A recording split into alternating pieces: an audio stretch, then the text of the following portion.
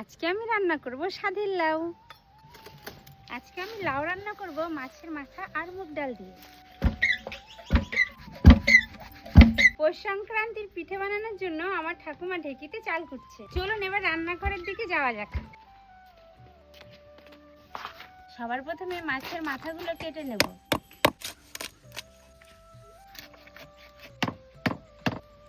মাছের ফুলকাগুলো বের করে ফেলে দেবো। মাছের মাথাগুলো ধুয়ে নিয়ে চলে এসেছি। এবার স্বাদের লাউটা কেটে নিচ্ছি।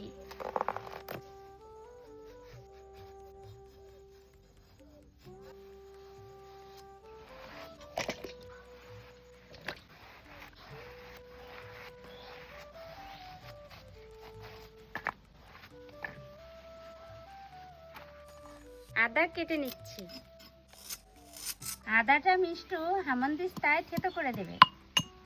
কয়েকটা কাঁচা লঙ্কা চিড়ে নেব। এবার কুচিয়ে নেব ধনেপাতা।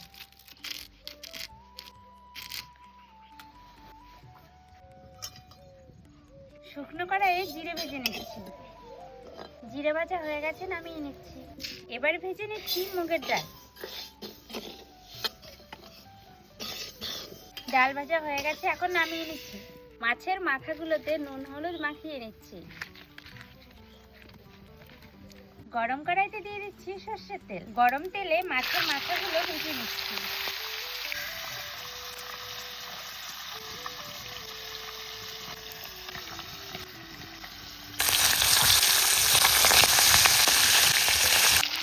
মাছের মাথাগুলি ভাজা হয়ে গেছে, এখন তুলে নিচ্ছি। ডাল সিদ্ধ করার জন্য কড়াইতে দিয়ে দিচ্ছি পরিমাণ মতো জল। ডালটা প্রায় সিদ্ধ হয়ে গেছে, আমি চেরা লঙ্কাগুলো দিয়ে দিচ্ছি। ডালটা সিদ্ধ হয়ে গেছে, এখন একটু ঘুটে নেব।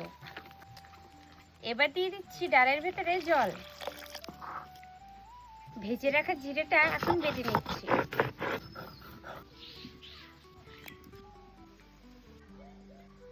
ডাল ফুটছে, এখন দিয়ে দিচ্ছি লবণ আর হলুদ।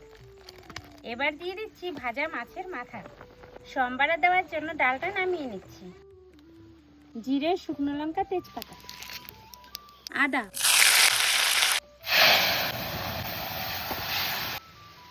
এবার দিয়ে দিচ্ছি লাউ। এবার দিয়ে দিচ্ছি জিরে বাটা, ধনেপাতা,